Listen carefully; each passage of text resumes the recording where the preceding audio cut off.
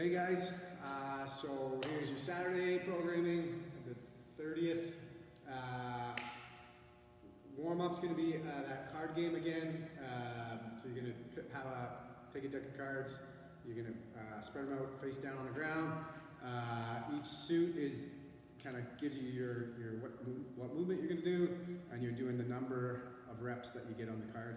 So just a couple examples here. We got a four of hearts. I'm going to do 4 dumbbell rows.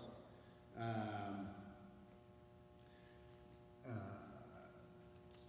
just kind of go over the different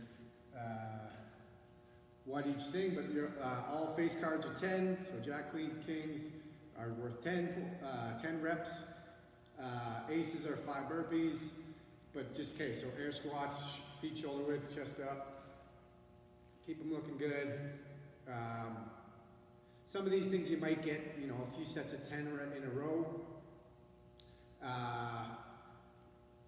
That's okay. You might kind of get unlucky or lucky. But if you get too many, say you get like 3 or 4 or 5 of the same thing, like say you get push-ups 30 in a row, you might want to just swap it out to something else. But it should even itself out. You might get unlucky a little bit. But yeah, so push-ups right to the floor, all the way up, and then if you can't do that, you're going to scale your way up by bringing the chest up first, and then the knees after. Lunges, just any way you want. Knees going to touch the ground. Right. Remember, not letting that knee get past the toe. So maybe a little bit. Shin is a little bit past straight up, but it shouldn't be out here where my heel comes off the ground a little bit. Yeah, dumbbell rows or kettlebell rows. We're going to be doing, we just did these the other day in the workout. You don't have to make them too hard. I'm going to split them up. If I got to do 10, so they're not momentum. So if I got to do 10, I'm just going to do 5 left, 5 right. If it's an odd number, just even it out a little bit. Just a warm up, you're not doing anything special. Burpees, chest to the ground. And jump and clap, doesn't matter how you could lay, step down, jump down, and then the wall walks. If you get any chokers in your deck, wall walks, chest to the ground to start.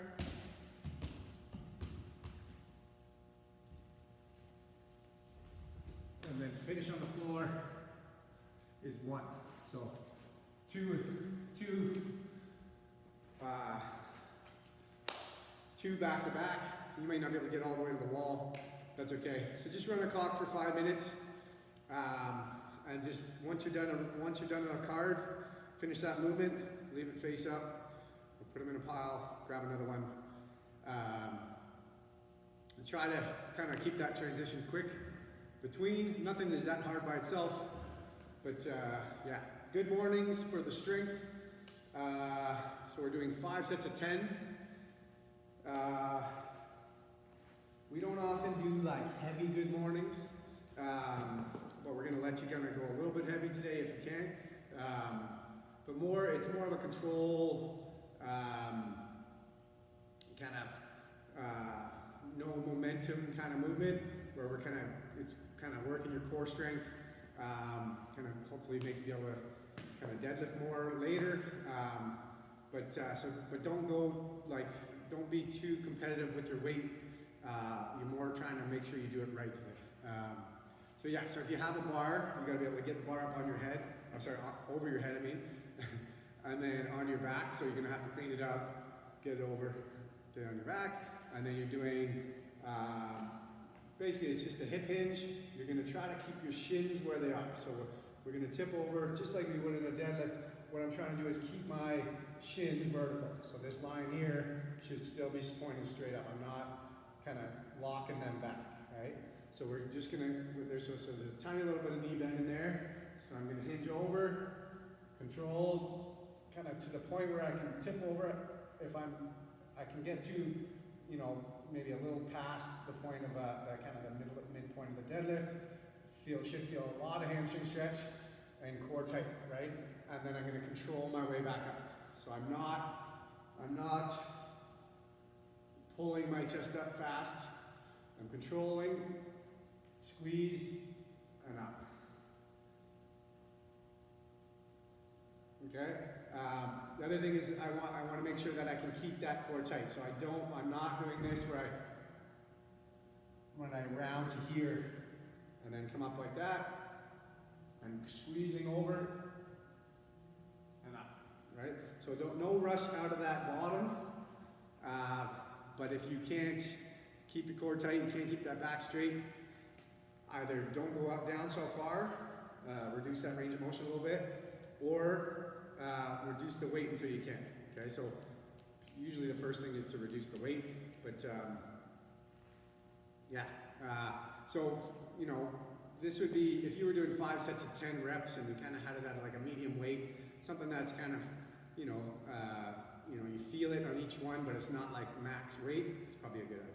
You can add if you have a barbell and you want to add kind of as you go, as you get more comfortable. That's okay. Just don't be trying to put something crazy on the board for winning the leaderboard today, and then having these not look so good. So yeah. So as far as if you have a dumbbell, you might have to adjust your number of reps again, like we do most days. So you're gonna pick up a dumbbell. You're gonna put it over your back like this. Same idea. Okay.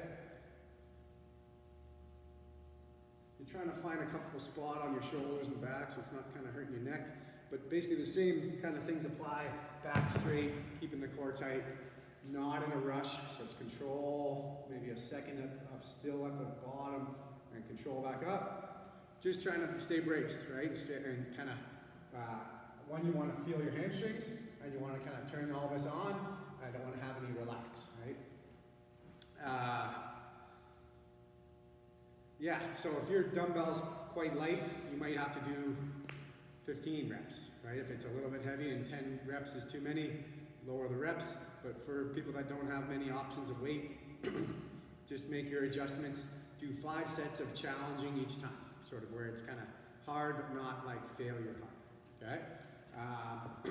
For a kettlebell, if you guys have a dumbbell or a kettlebell, try to use the kettlebell or the barbell, the dumbbell or the barbell with a kettlebell. It depends on your weight and your kind of comfort level. For most, I think putting the kettlebell up here and on your kind of back and on your bones isn't going to be the most comfortable you could. You just got to make sure you're holding on well. But like it's awkward. So if you want, and you have a kind of a heavy kettlebell and not much else, you could do a hip hinge, kind of like that, kind of the top to knee of the deadlift with your kettlebell.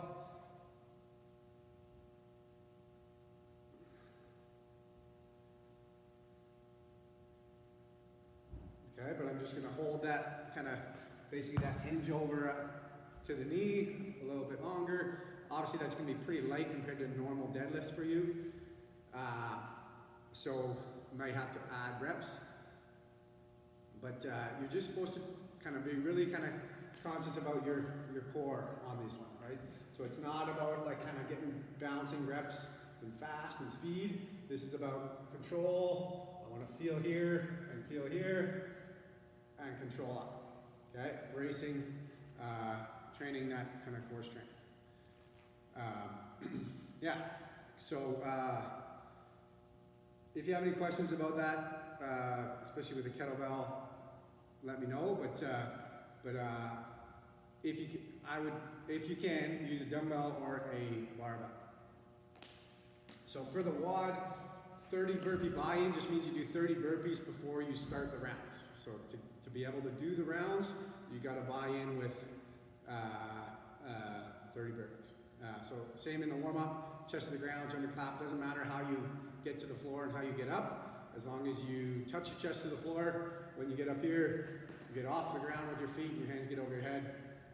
We'll count that for today. Some days we standardize it where you have to jump down, step down, whatever. Today it's kind of whatever you want. So it just basically spikes the heart rate, gets you kind of tired, and then we're going to start the WOD, right? And the WOD is mostly cardio. 40 double unders is kind of a comfortable number for people who are good at double unders, which means that you're kind of going to be able to do them all at once, and then you're on the next thing quick. So it should be high intensity. So for those 40 doubles, if you're doing singles, you do 80 for today, and then if you want to stick to your doubles, but 40 is not going to be a good 40 is not going to be a good number for you to do to be able to kind of get the 4 rounds done. Then maybe switch to 20 or 10 or something like that. Then kettlebell swings or dumbbell swings. So basically we're kind of using that same hip hinge, but we get to use momentum now. So we're getting to that basically that same position here where we pull it in and then we're extending fast this time, right? So it's kind of training the same muscle groups as that strength that we did. So we should be pretty warm in that. But we're going to go right to overhead with our kettlebell. So you're going to stand it up, you're going to bring it out, and bring it into that.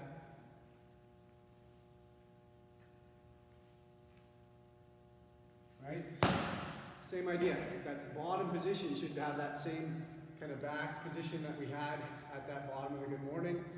Maybe not quite so low, right? And then core is staying tight. Want to feel the hamstrings. To get power out of this, I want to really extend fast. That'll get the kettlebell moving to here, and then I kind of just continue it on with my arms up and overhead. So these are American ones, right to overhead.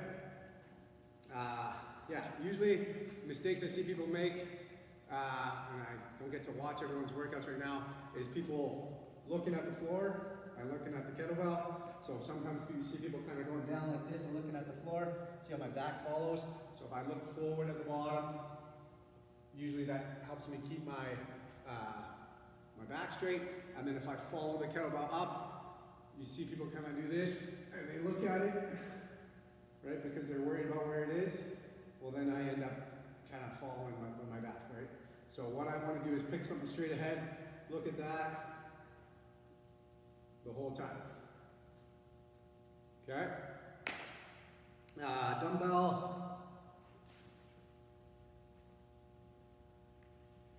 Same idea. Hold it like a golf club. Widen your stance and hold it like a kind of a kettlebell. Whatever version's more comfortable, something that you can hang on to. 15 reps for most. If it's like a comfortable kettlebell weight, you should be able to do it in unbroken. And then you're going to do 400-meter run. If you only have a barbell at home, I would do a very light hang power snatch. So you're going to go from here, wide grip, from the high hang. So it's going to be a kind of a grip movement, maybe quite a light barbell that you can do 15 in a row. So maybe like 45 pounds, just the bar, or maybe like a little bit on each side, but not much, right? So then we're going to be going here, jump and shrug from power position, close.